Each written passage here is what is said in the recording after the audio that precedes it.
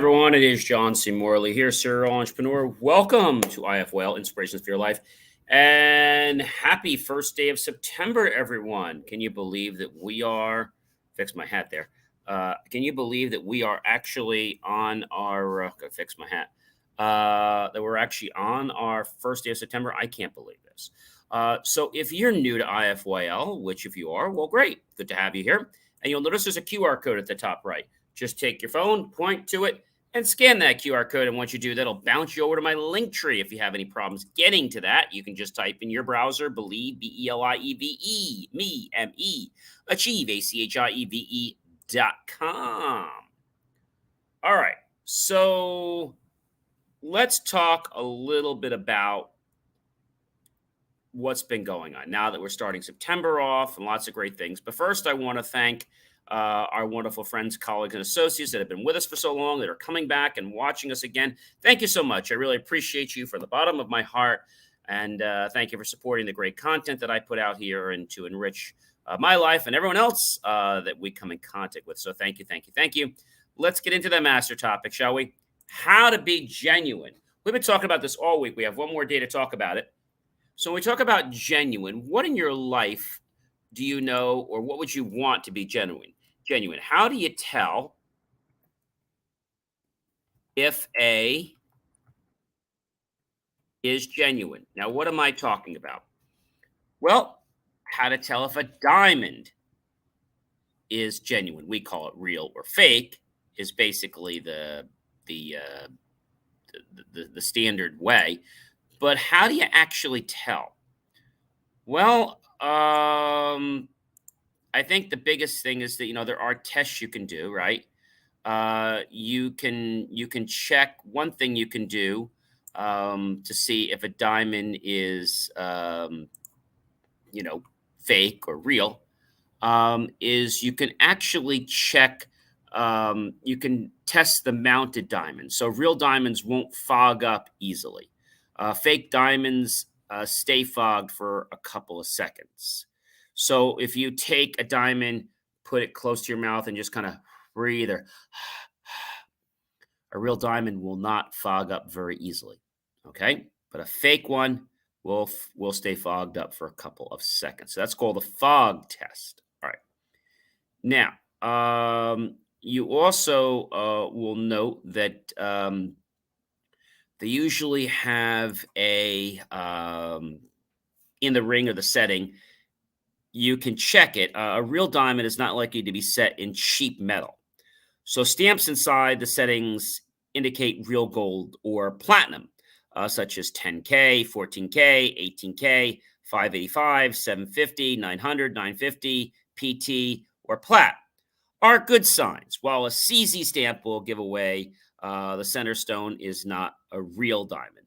CZ stands for cubic zirconia, which is a kind of synthetic diamond that is made in a lab. All right. So that's one way you can tell. So you can use a jeweler's loupe to inspect the diamond, and you can usually borrow one from the jewelry store. And mine diamonds usually have small, naturally occurring imperfections, which are called inclusions. Okay. And that can be seen with a loupe. So look for a small flecks of mineral or very slight color changes. You'll know that that's a real diamond. Cubic zirconium diamonds, which should pass all the other tests, usually don't have imperfections. That's because they're grown in a sterile environment instead of produced by chance in the Earth's laboratory through years and years of tumultuous activity. It is possible, however, that a real diamond will be flawless. It's possible, not likely. So don't use imperfections as the number one goal to rule out whether it's fake or real. Testing unmounted diamonds. So you can look at the stone's refractivity. Diamonds sharply blend or refract the light that passed through them, resulting in their strikingly brilliant appearance. Did you know that? Yes. So diamonds sharply bend or refract the light that passes through them. So that's pretty interesting to know. And so they have something called the newspaper method. So you could turn the stone upside down and place it on a piece of newspaper. If you can read the print through the stone or even see distorted black smudges, then it probably isn't a diamond. A diamond would bend the light so sharply that you wouldn't be able to see the print. There are a few exceptions to this. If its cut is disproportionate, the print can be still visible through a real diamond. The dot test. So draw a small dot with a pen or a piece of white paper and place that stone over the center of the dot. Okay, so again, draw a small dot with a pen and on a piece of white paper, place the stone over the center of the dot. Look directly down on it, okay? And if your stone is not a diamond, you will see a circle reflection in the stone. You won't be able to see the dot through a real diamond. That's pretty cool. Fake diamonds have rainbow reflections. So observe the reflection. A real diamond's reflection usually shows up in various shades of gray. You can look straight down through the top of the diamond. If you see a rainbow reflection, you're either dealing with a low quality diamond or a fake. That's pretty cool. So instead, you could check for sparkles. A real diamond will sparkle significantly more than an equivalently sized piece of glass or quartz. That is very cool. So don't confuse sparkle with reflection. That's really important. And there's a stone that has even more luster than a diamond, Mosaic. This gemstone is so similar to a diamond that even jewelers have a hard time telling them apart. To tell the difference between the special equipment, without them, it's hard. So they have to hold the stone close to your eye and shine a pen light through the stone. If you see rainbow colors, that's a sign of a double refraction. This is the property of a Mosaic, but not of a diamond. That is really, really cool. All right, let's talk about another one. That is called a fake diamond and a real diamond. So drop the stone in a glass of water and see if it sinks to the bottom. Due to its high density, a real diamond will sink. A fake one will float at the top of the surface. That's pretty cool, right? All right. I have another one. You can heat up the stone and see if it shatters. Yeah, you don't want to really do this, but heat up a suspected stone with a lighter for 30 seconds, then drop it straight into a glass of cold water. The rapid expansion and contraction will overwhelm the tensile strength of the weaker materials like glass or quartz, causing the stone to shatter from the inside. A real diamond, however, is strong enough that nothing will happen. So let me explain this to you. If somebody gives you a diamond, your fiance or your friend or what have you. So you heat up the stone and see if it shatters. You heat up the suspected stone for a lighter for maybe 30 seconds or a stove or Bunsen burner. Then drop it straight into a glass of cold water. The rapid expansion and contraction will overwhelm the tensile strength of the weaker materials like glass or quartz, causing the stone to shatter from the inside. Real diamonds are strong enough that nothing will happen to them. That's pretty cool. Now, you can also have them tested professionally. They can ask for a heat probe test, and the tight, evenly packed crystalline structures of a diamond make them disperse heat quickly. Thus, real diamonds will not heat up easily, and the heat probe tests about 30 seconds and are often done free of charge. It also doesn't hurt the stone the way some other ways of testing can do. So again, remember, a heat probe test is meant to heat the diamond, okay? Real diamonds will not heat up easily. So that's important to know, and you can ask your local jeweler to do that for you. So you can request combination of diamond Mosaic testing. Many jewelers will keep specialized devices that distinguish diamonds from Mosaic and quickly indicate if it's a stone is a true diamond or if it's a simulant. So these are all things you can do to find out. They can put them under the microscope. Examination, place the diamond under a microscope with the top face it down. Gently rock the diamond back and forth with tweezers. If you see a slight orange flash along the facets, the diamond may actually be cubic zirconia. It may also indicate that the cubic zirconia was used to fill imperfections within the diamond. That is really, really, really cool, ladies and gentlemen. And subject the diamond to a high sensitivity weighing. Diamonds can be distinguished by very fine differences in weight. Since cubic zirconia weighs about 55% more than diamonds for the same shape and size, a very sensitive scale capable of measuring down to the carat or grain level is necessary to do this type of a comparison. The only way to accurately perform this test is by having a known real diamond of roughly the same size and shape. Without something to compare it to against, you'll probably have difficulty determining if the weight is off. Many diamonds will exhibit a blue fluorescent under an ultra violet light, and you can expect the diamond under the UV light, and that's something else you can check out. So a UV test can help you narrow your choice of possibilities. If possible, try to avoid relying on the results of the test because they're not always accurate. You want to definitely do a couple things. Real diamonds don't appear in X-ray images. I bet you didn't know that. A real diamond will not appear in an X-ray image. All right. So diamonds have a radiolucent molecular structure, which means that they don't appear in X-ray images. Glass, cubic zirconiums, and crystals all have slightly radiopaque qualities that make them show up clearly on X-ray. So if you want to get your diamond X-ray tested, you'll either need to submit it to a professional diamond testing lab or make a deal with your local X-ray imaging center or doctor and see if they'll be happy to do that for you. You can tell natural diamonds from other stones. Mined diamonds or lab-made diamonds, you can kind of tell. You can recognize synthetic diamonds, lab-created synthetic diamonds are real, but they're not natural. So I think that's the important thing. I remember, and we pay more for a genuine diamond. So it's a lot easier to make a synthetic diamond than it is to make a real diamond. So you can see why, a diamond that is real is a big difference. So, for example, white topaz is much softer than a real diamond, and that can also be a big telltale sign. So there are lots of things that you can do to check a diamond. You can go get an appraisal and ask them to give you a true value of the diamond. That's one thing. And a lot of places will do this free of charge for you because, they want to earn your business. And then they'll give you a certificate. Sometimes they'll charge for that. You can request a certificate of appraisal. They'll sometimes charge you for that.